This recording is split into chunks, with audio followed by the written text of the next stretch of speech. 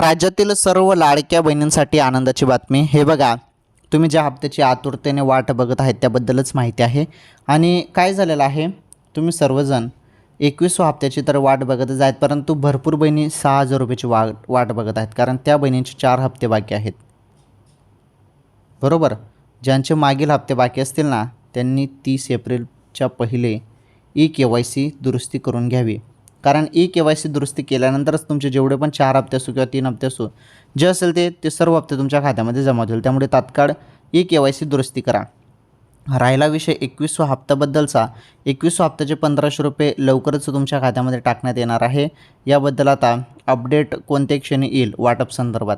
त्यामुळे थोडी वाट बघा, जास्त वाट बघण्याची गरज नाही. आणि आता कोणत्याही क्षणी 21व्या हप्त्याचं GR येईल आणि त्यानुसार तुम्हाला हप्ता वाटप केला जाणार आहे.